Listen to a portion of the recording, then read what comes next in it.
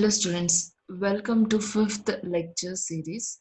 So in the last series, in the last session, I discussed about the oscillators. So how the oscillators will work and whether a sustained oscillation will get or a growing oscillation or it is decaying oscillation, everything will be depend upon the second condition of an Parkinson criterion.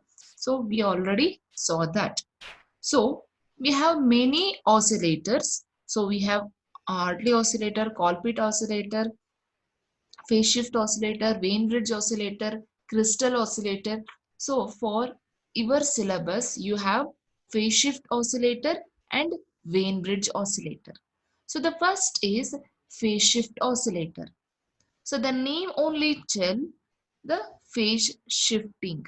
So this phase shifting, you already know the two conditions of Parkinson. What are those two conditions? The first condition is the phase shift, that is PS. In short, I am writing it as PS.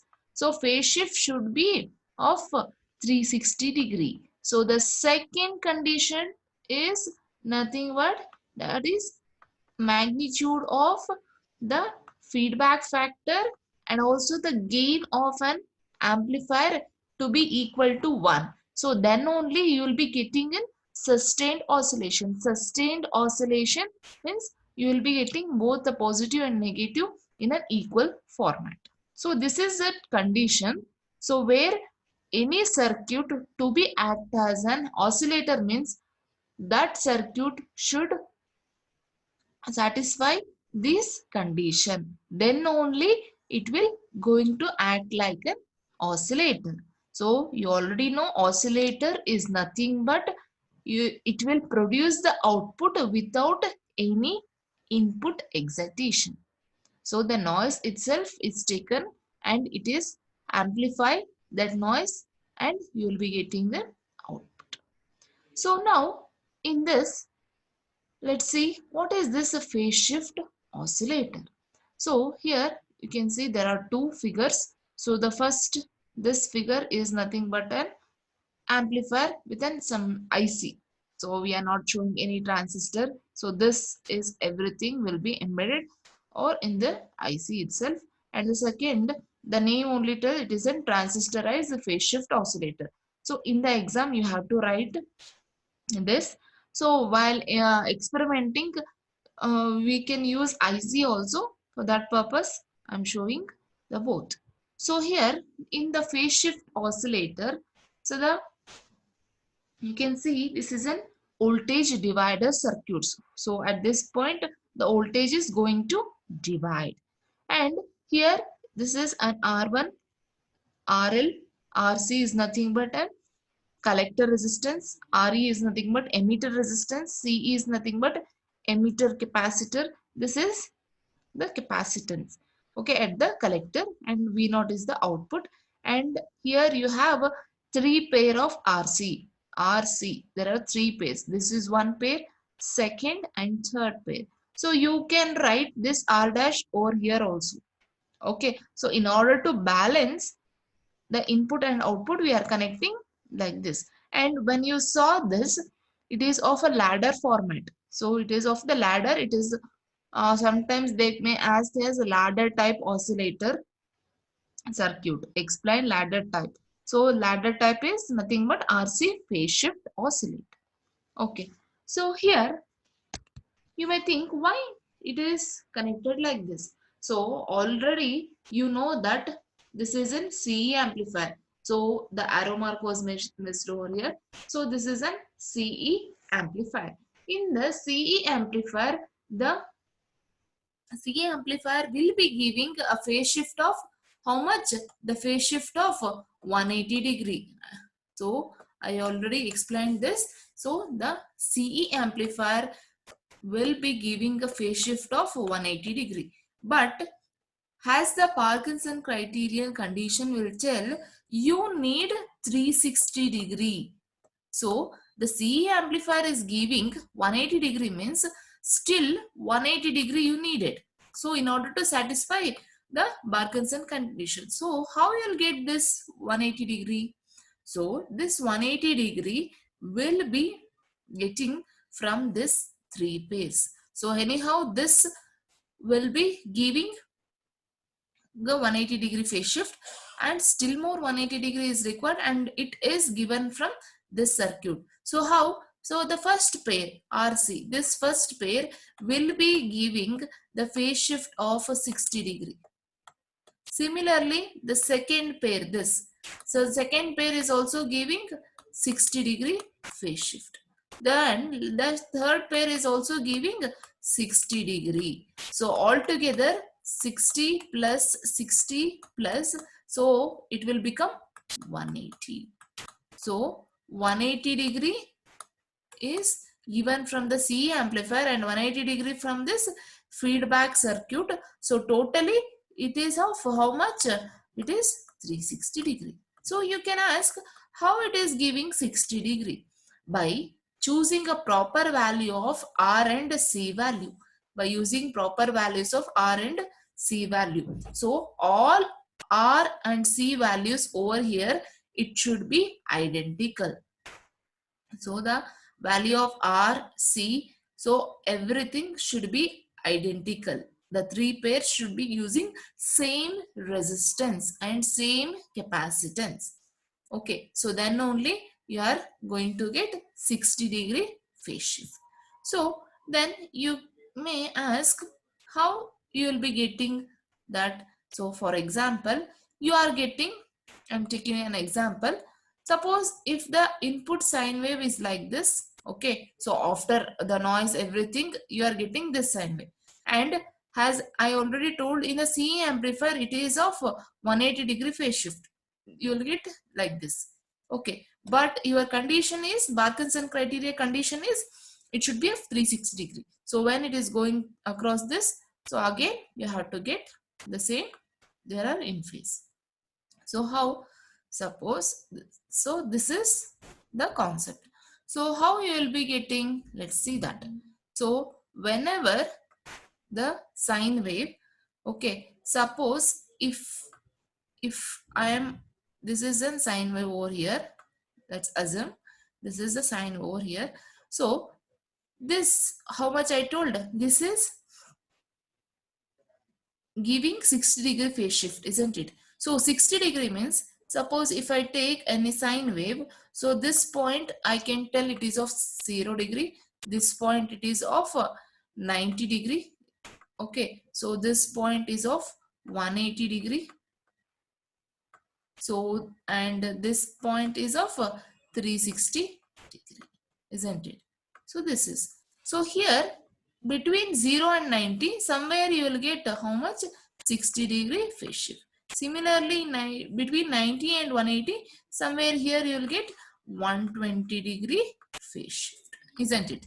So how you will be, the phase will be shifted? Let's see. So when this sine wave I applied over there, it is applied over here, so the output at here, this point, so it will be shifting 60 degree, means where is 60 degree? At this point, means the sine wave will be starting from the 60 degree.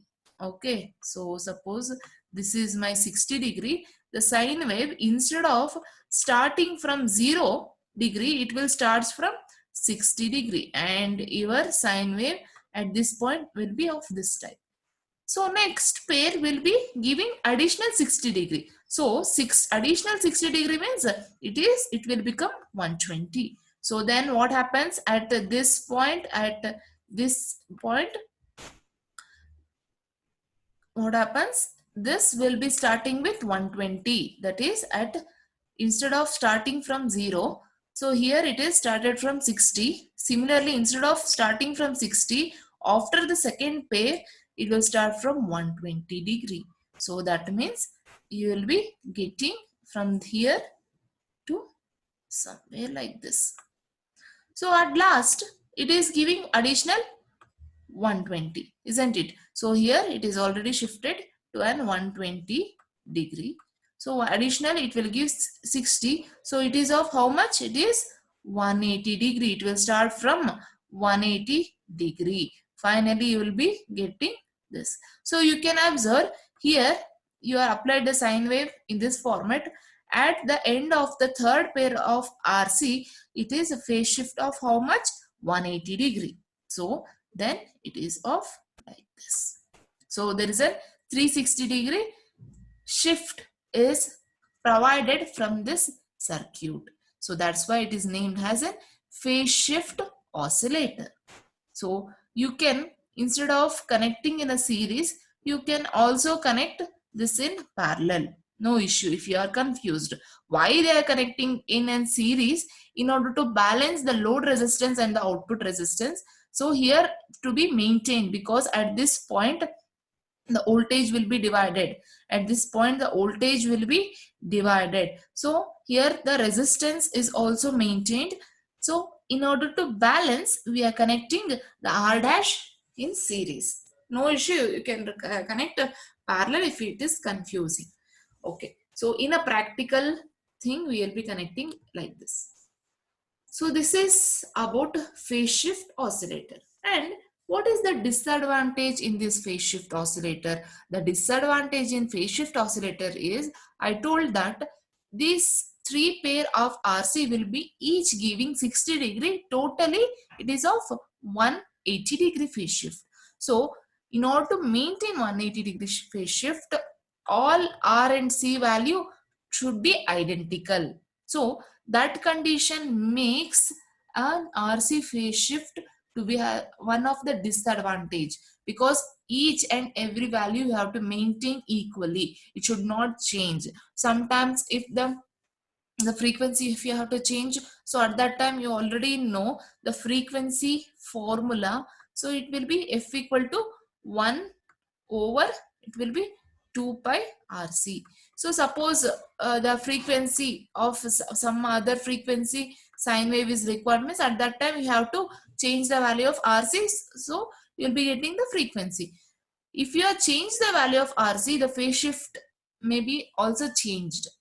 So it will be making not to change in the frequency, it has to be balanced. So this is one of the disadvantage of phase shift oscillator. And also you can observe there are so many resistance and capacitance, and the temperature also will be high.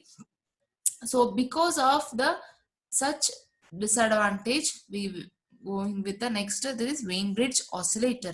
So here you can see the values of R and C of all three sections must be changed simultaneously to satisfy the oscillating conditions. So that's what oscillating condition, but practically it is highly impossible and it is a poor stability. So due to this, they will be affecting the temperature also. So here, this is the formula for an RC phase shift, that will be F equal to 1 over 2 pi RC by root 6. Okay, so here you can also write this as 1 over 2 pi RC root 6 plus k. Okay, so we'll be neglecting k sometimes. Why? Because the k is nothing but it will be RC by R. So suppose if they not provided the value of the collector resistance, means at that time you are not able to find out the k value. So for that purpose we can neglect the k value.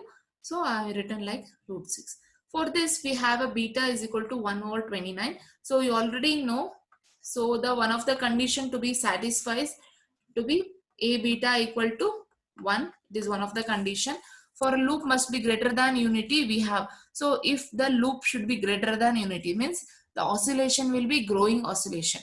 So here the greater than, if it has to satisfy this condition, means the a value to be 29. When the a value is 29, it is more than 29 only, it will satisfy the loop gain. Okay, so the next is the Weinberg oscillator. So next is the Weinbridge oscillator. So this Weinbridge oscillator you already studied in your 12th or in your PUC. So that is these all R1, R2, R3, R4 all should be balanced. Okay, so then depend upon that this value will be given to the inverting terminal, and at that point of this it is given to the non-inverting terminal, and plus VCC minus VE, as if you know that it is used in order to maintain a transistor in an active region so that it will be acting as an amplifier. Okay, so this is an just a Weinbridge oscillator using an op-amp, but in an in exam you have to compulsory write the transistorized model. Okay, so here the only thing you can observe at this part, the first, there are two stages. You can tell there are two stages. This is one stage and this is second stage. So it is not a complex way. So this is one stage and this is the second stage. So just the RC phase shift, you already saw this part. You already saw this part in the RC phase shift. Okay, so just couple or just connect one more the same format, so that each, you already know the CE amplifier, one stage will be providing 180-degree phase shift and the second stage will be providing one more 180-degree phase shift. So totally how much you will be getting? 360-degree. So why? You already know that in the RC phase shift depend upon the all identical values, that is the feedback values RC. There are three pairs of RC. So those three pairs of RC to be maintained identical, then only it will shift the phase shift of 180-degree, and it is very impossible, highly impossible. So why? In order to maintain an oscillations, so that's purpose we are not going to use the feedback. We use the feedback, but it will not make any phase shift changes to the circuit, because we are connecting or coupling two stages. Okay, so you can observe that we are coupled using a capacitor. You can observe there are, so this capacitor is not known as coupling capacitor. So what is this? Why it is called a coupling capacitor? So it is nothing but in this transistor. So why we will be calling as coupling means it is connecting from one stage to another stage. And why we need capacitor means the capacitor will be always, it will blocks DC and allows AC.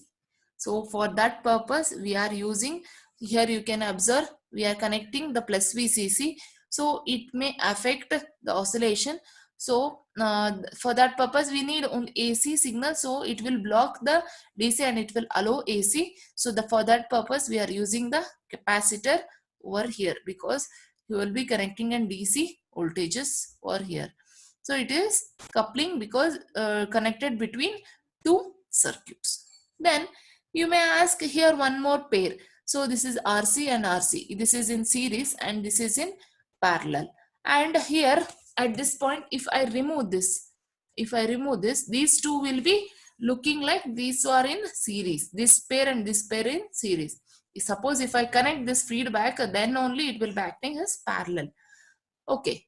So this the only thing is this pair will be acting, will be giving a sustained frequency or required frequency by only changing the value of one pair R and C. By changing the value of these R and C only, you will be getting the values. So let's see the what frequency it can give.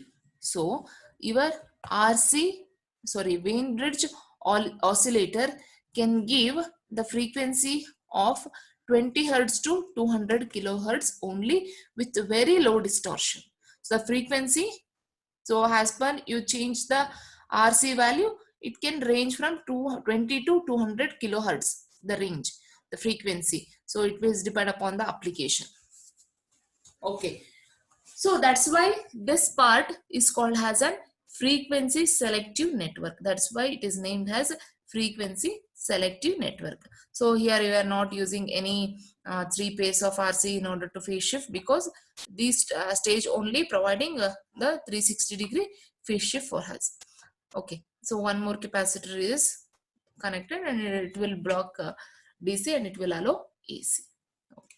So you may ask, here V1 is there and here V2 is there.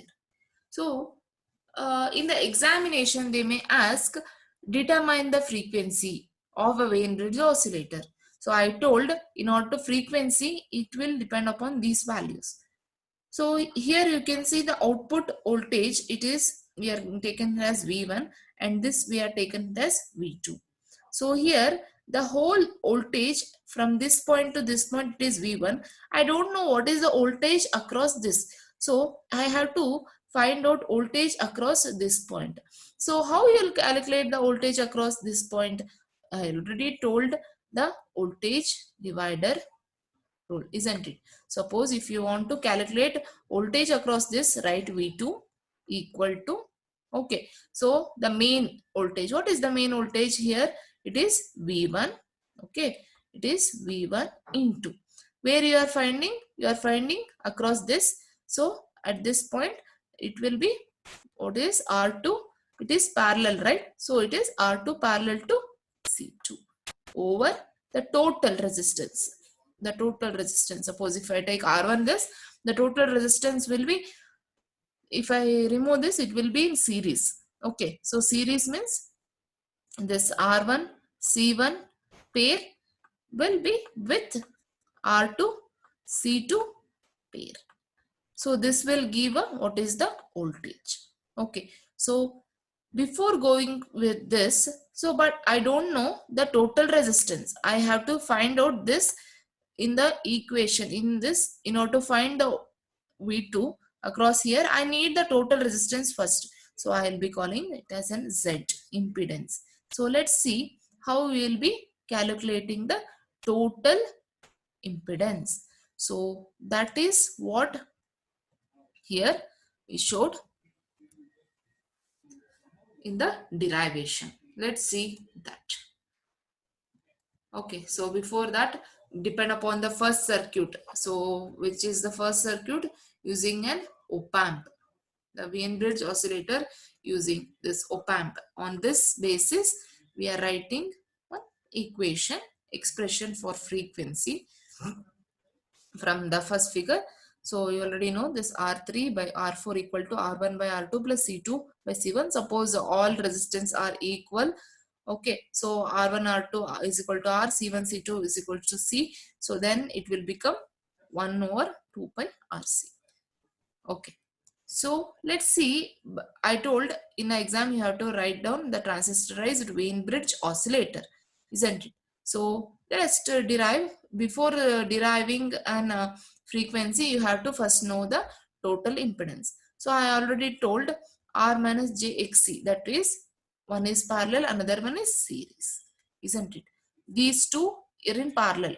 This pair is in parallel, and in turn it is in series. If I remove this, in order to find, whenever you are finding out the total resistance, you have to remove this. So here these two are in parallel and these two are in series. For an parallel resistance, always you know the 1 over Rp is equal to, so the formula will be 1 over R1 plus 1 over R2. I'm just giving an example of how the parallel resistance. So this will become, in turn, it will be R1 R2 by R1 plus R2, isn't it? So finally, if you do you will get the parallel value like this, isn't it? So now just see here.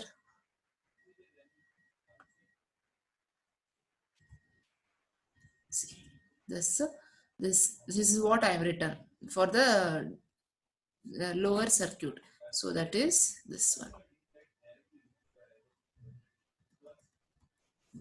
So for this it will be I just given the formula of the how the parallel resistance. If it is capacitance, I am taking the reactance value.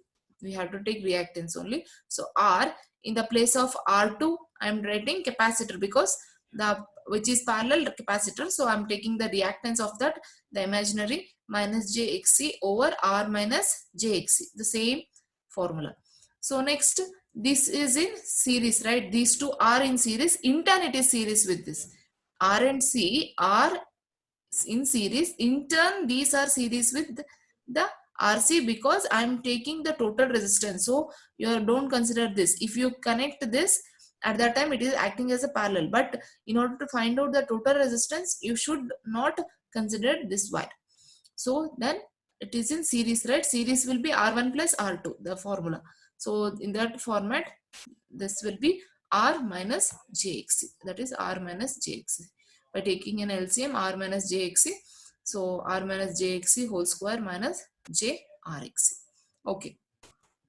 So here in the down by voltage divider rule, I already explained this how you got V2 equal to main voltage is V1. So that's what written over Z means it is a total resistance into where I am finding out voltage across this. So that is R is parallel to XC. That is what R parallel to minus J XC. So by substitute, by cross multiplying the V1 in the, this will become V2 by V1 equal to 1 over Z like this. So after that, by substituting the value of Z in this equation, we substitute, means if you substitute the value of Z, it will look like this. So then by cancelling these two will be cancelled.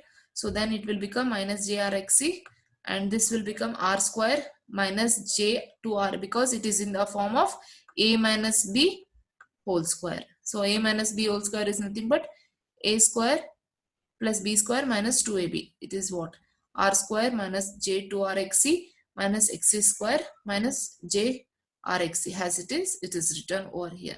So this, okay, by adding minus JRXC and this, it will become 3RXC, and by replacing minus J by 1 over J, so what happens if I replace this minus J by 1 over J, it will be like this RXC by J, isn't it?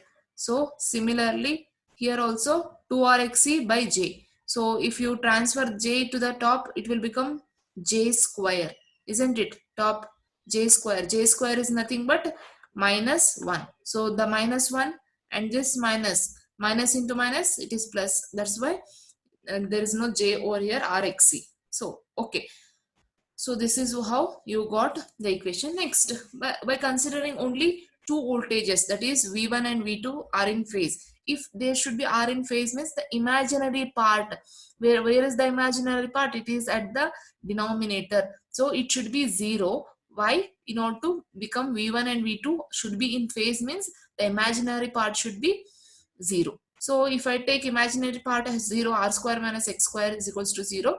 So if you transfer the XC this side, it will become XC is equals to R. XC is nothing but 1 over omega C equal to R. So omega is nothing but, you already know, 2 pi F equal to R. Finally, you will get F is equal to 2 pi RC. This is how you have to derive the equation for Wien-Bridge oscillator.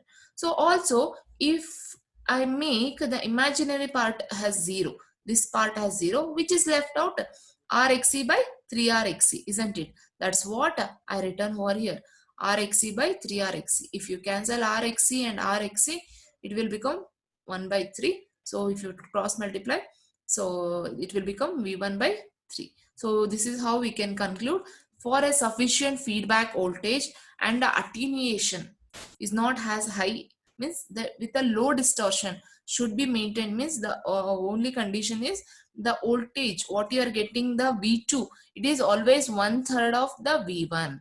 I told in order to find out the equation at this point. So it is V2 will be always 1/3 of V1 in order to avoid the attenuation. Attenuation is nothing but the distortion. So this is about the Wien-Bridge oscillator. Okay, this is about a Wien bridge oscillator, and attenuation is not high as in RC phase shift. Okay.